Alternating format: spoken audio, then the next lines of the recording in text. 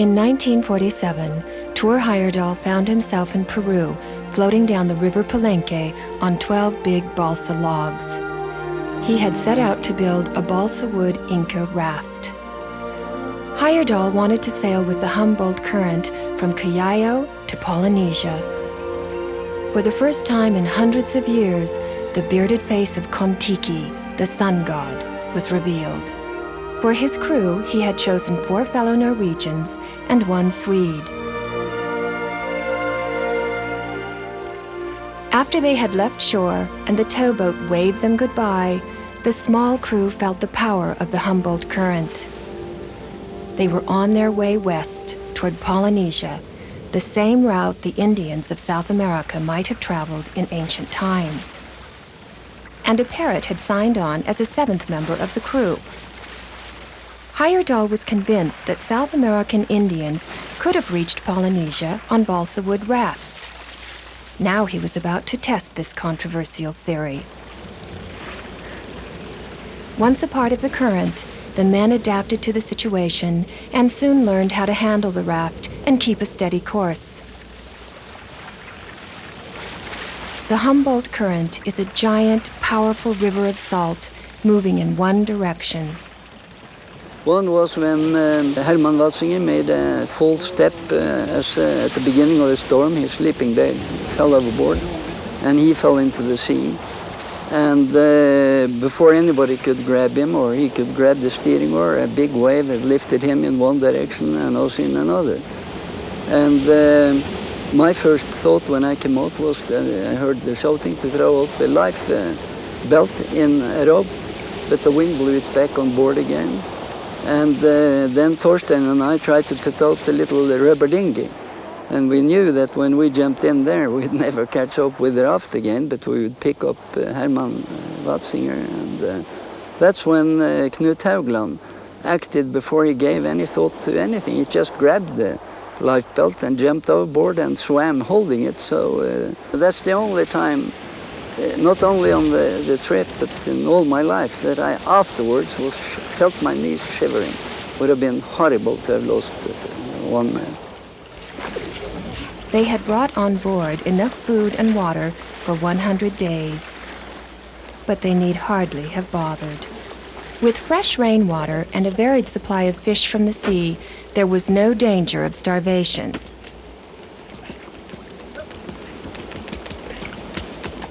In minutes, they could catch enough food for several days.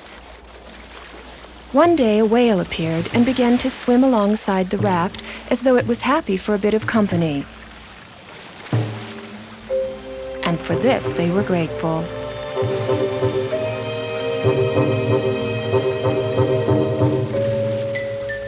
The great whale could have upended the Kon-Tiki raft with just one movement of its powerful tail. They needed to be in the water, both to check the raft's underside and to do some washing. And sharks were always close by.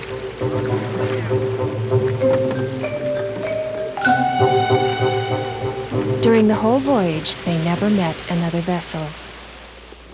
Occasionally, they would inflate a balloon with a radio arrow attached to it. This was their only connection to the modern world.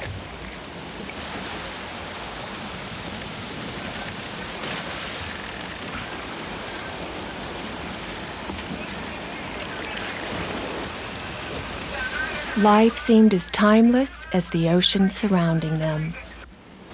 Well, I can tell you this, that all of us that had spent 101 days on a raft in touch with sea and water, we felt as we were part of the universe. Cities and nations were not there. We were human beings, and there was our planet and the universe. It was a very, very strange feeling that I know all my men, it gave us a lot. It made us feel very, very modest on this enormous space that we have around us. And we understood that we were very unimportant, and even the whole planet and the whole setup. They were accustomed to sharks, but one day a specimen of extraordinary proportions visited. It was the rare whale shark, the largest known mammal in the world. More than 60 feet long, it circled the raft for over an hour until one of the crew members could stand it no more and hurled a harpoon at its head, which sent the creature diving into the deep ocean.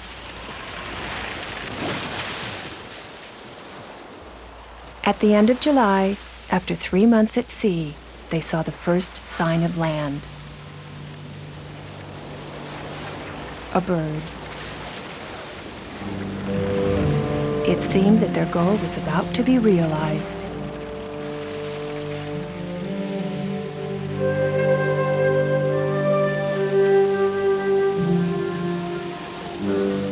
A few days later, they heard the unmistakable sound of surf hurling itself at the reef surrounding an atoll. Whatever happened now, they knew that they had succeeded. They had crossed the ocean from South America to Polynesia in 101 days.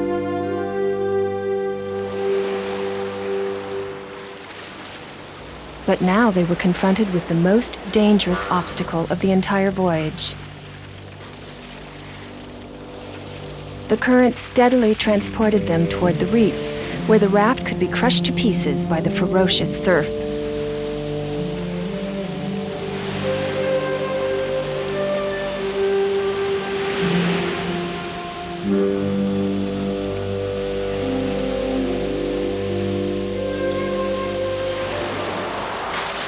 The waves are enormous. They come all the way from South America and always with one direction. So when they hit the reef, the vertical surf was higher than the top of the mast. And we were just like little ants. I think most of the men saved their lives by crawling into the bamboo hut, which collapsed on top of them. But a couple of us were hanging in the ropes, and it's almost a miracle that we were washed back on board again because we hang on to the ropes. And that was a nightmare. I can really, I'll never forget that moment.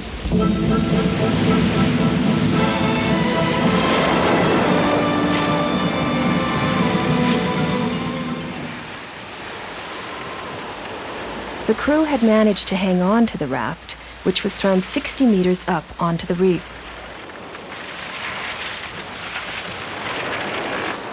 Kon-Tiki lay stranded, but nobody was hurt. The crisis was over.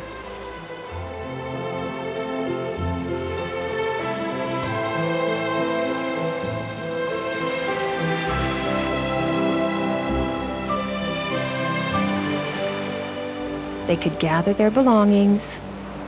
They had reached land.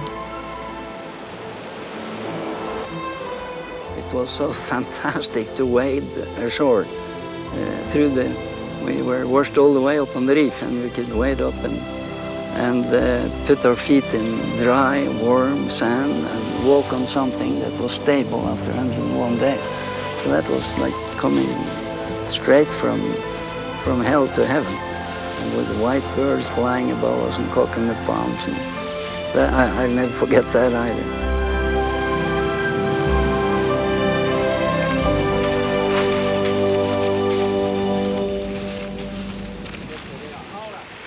They had accomplished what they had set out to do, prove that the first people to settle in Polynesia could have come from South America.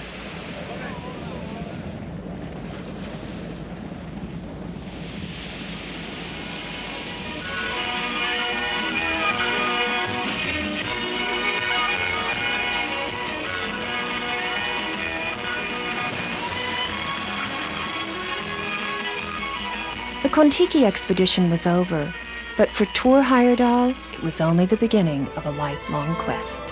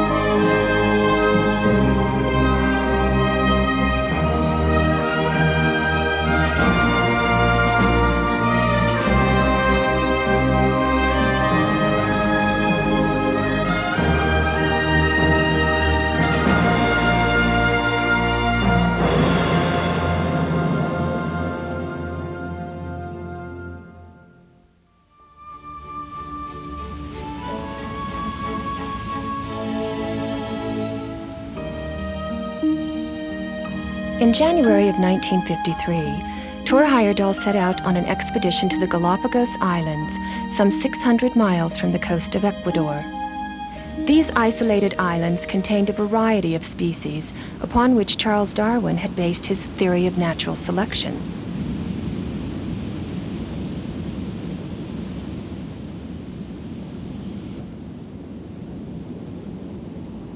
But Tor and his crew came to the islands for a different reason. A few months earlier, an American botanist had sent him a letter. The letter contained a photograph of a large and intriguing statue. Immediately, the conclusion was that the Polynesians must have been there, because it couldn't be American Indians. Everybody were sure that they never navigated off the coast. I was the only one who believed that it would be the other way around, because I was convinced that they were navigators, and I had tested the Kon-Tiki raft. So I immediately organized an expedition, the first archaeological expedition to the Galapagos, with one top American and one top Norwegian archaeologist. I chartered a ship from Ecuador and went with equipment and all that was needed for a major expedition. Scientific research tries not to prejudge its conclusions. This statue proved to be no archaeological mystery.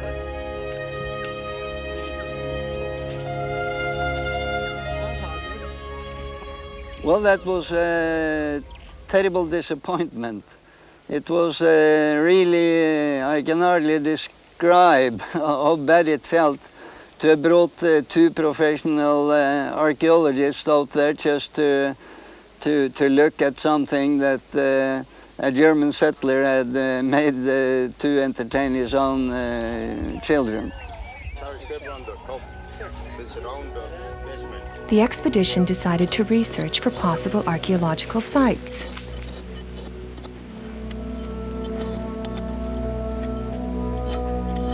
The archaeologist Arne Schulzwald found a terracotta flute like those made by the Incas.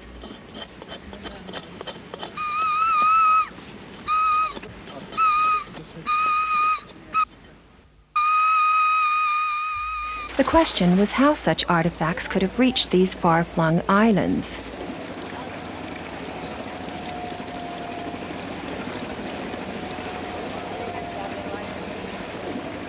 Strong currents linked the islands, and early Spanish explorers had called them Los Islas Encantadas, or the Enchanted Islands. The coastal areas were hot and dry with cactus vegetation, but inland there were dense forests, often covered with mist.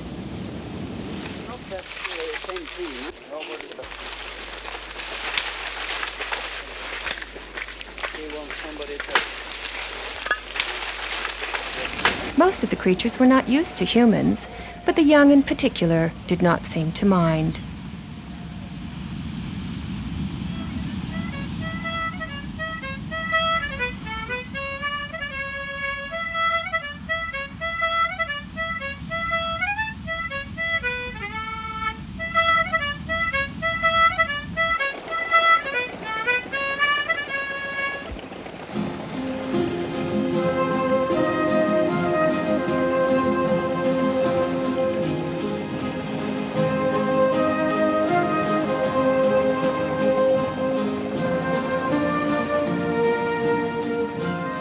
Tor and his group began a systematic archaeological search of the islands.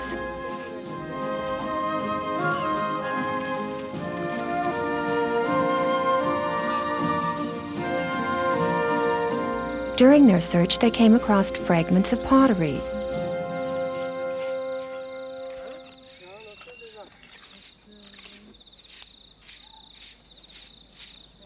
When later compared with complete pieces, the fragments were identified as belonging to the work of the Chimu Indians of South America. Tor was now convinced that repeated visits must have been made from continental South America, and that early travelers must have had the means to sail the distance.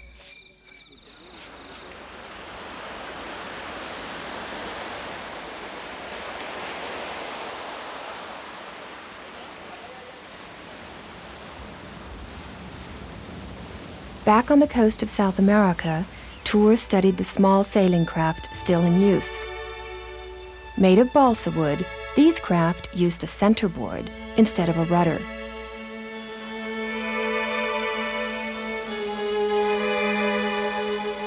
Today, I think the Galapagos expedition was extremely important because it was the first concrete proof that there had been extensive navigation into the Pacific.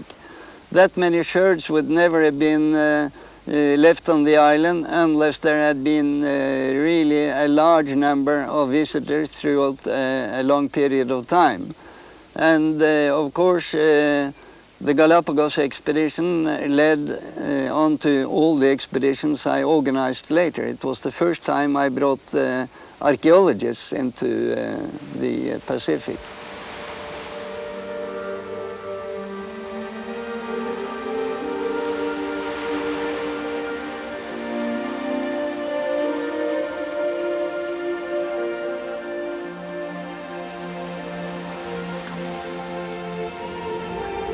Tour was now convinced that maritime travel had been possible and that it had been undertaken in a westward direction from South America to the Galapagos. However, crafts such as these would be difficult to steer. Tour would need to show how the early travelers had used the wind to return to South America from the Galapagos. This was to be an important expedition in the development of Tour Heyerdahl's theory that the Polynesian archipelago could have been populated from South America and not from the West, as was traditionally argued.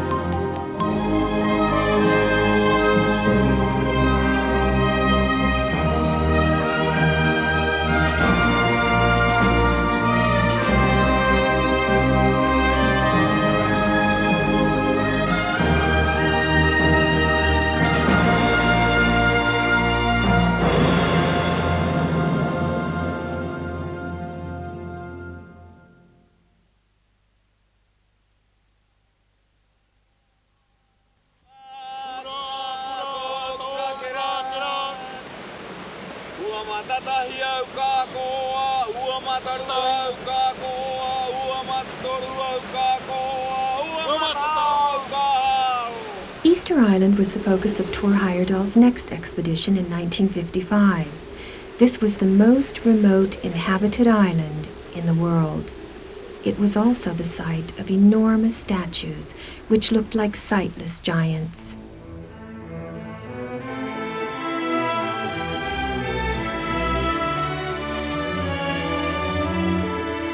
On Easter Sunday in 1722, a Dutch explorer, Jacob Roggeveen, discovered the island and named it Easter Island.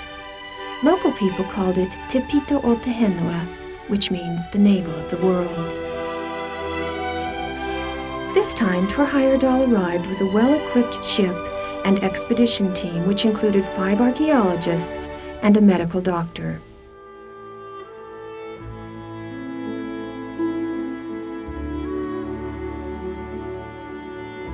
The islanders had not had pleasant experiences with foreigners. During the course of time, in fact, they had been exposed to slave raids and fighting with foreigners. Diseases hitherto unknown to them had been brought out to the island. Understandably, they were apprehensive of this new visit.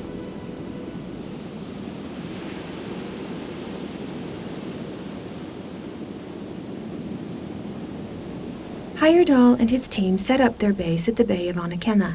They chose this location because it was situated far from the populated part of the island. According to tradition, Anakenna was the place where the first king, Hotomatua, landed with his retinue.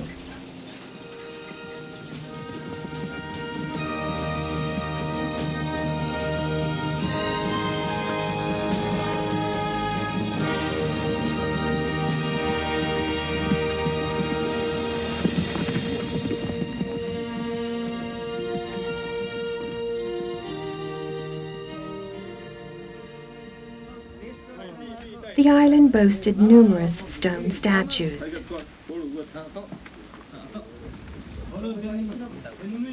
And there was little scientific evidence about the archaeology of this island. Only 2 expeditions had been undertaken prior to this. The first, in 1914, had been carried out by a British woman, Catherine Rutledge, who studied many of the ancient monuments but undertook only limited excavations. Later, a Franco-Belgian team made ethnological studies and carried out research of the rock carvings.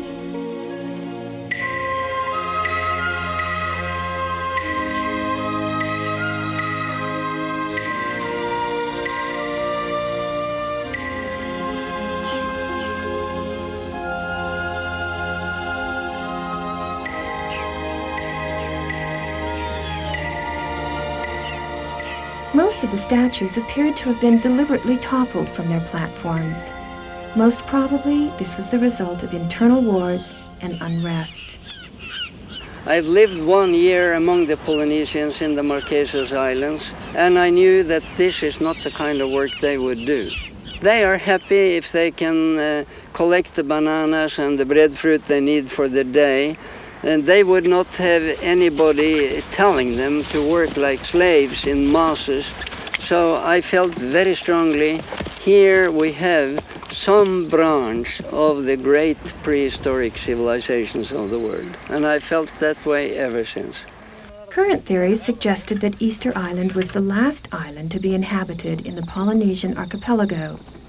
Thor Heyerdahl thought otherwise, that this was the first island to be inhabited by Indians from the South American mainland.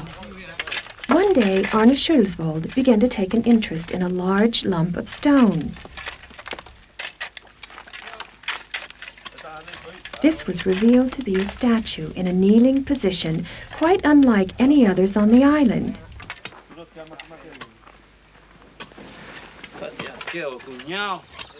But it was remarkably similar to a statue in La Paz, Bolivia. It seemed more and more likely to Thor that people had sailed the 4,000 miles between South America and Easter Island.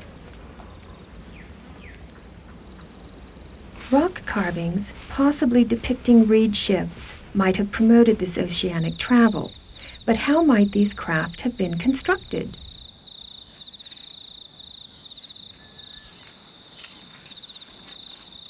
The totora reeds which grew inside one of the craters had been used by the islanders to fashion small paddle craft. Now, Tord asked them to build slightly larger rafts. He recalled similar craft still in use on the coast of Peru.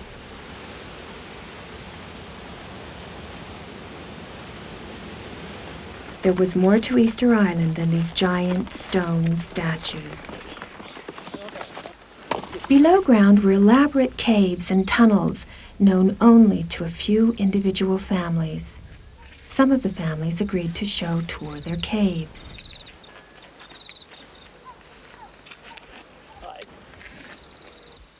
The tunnels were narrow.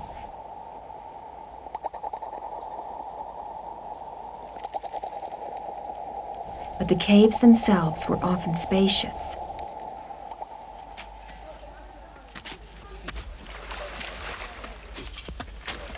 By now, Thor had the confidence of the islanders, and they allowed him to bring the stone and wooden carvings to the surface. There were mythical creatures from the deep oceans and stone heads of bearded men with long ears. Some of the caves had also original tablets inscribed with hieroglyphic design, Rongo Rongo. It also appeared that some of these secret caves had been used as burial chambers. There were also carvings of bird-man figures of the same kind as Thor had seen on the walls of Tiahuanaco in the Andes and dancing in the streets of La Paz in Bolivia. A huge rock at the mountain of Rongo is completely covered with images. Here, each year in earlier times, a ritual was performed in which the best swimmer who returned from a nearby island with the first tern's egg was honored as Birdman for the following year. It was said that this tradition belonged to the long-eared people who fought the short-ears at the Poiki Ditch. The short-ears attacked a defense trench filled with brushwood, which the long-ears had set alight. But a group of short-ears also attacked from behind. The long-ears were destroyed in their own fire. According to legend, one of the descendants of this survivor is the former mayor of the island, Pedro Othon. The next day, the mayor and others who claimed descent from the long-ears went to work at the quarry. These were the only people on the island who possessed the skills to carry out the carving. It was estimated that it would take them 12 months to carve a medium-sized statue. The mayor agreed to show how the statues were raised. A system of wooden poles and piles of boulders and small rocks was used. It took 18 days to raise one statue.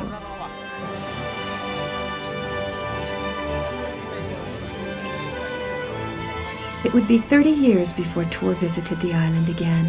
During that time, he never forgot the additional legend which told of the statues of Easter Island walking. If legend was to be believed, the first inhabitants may have been the long-ears, who could have arrived from South America. This was where Tor's theories differed with orthodox notions. This was an important expedition, and the mysterious presence and history of these statues would rise up again later in Tor's quest.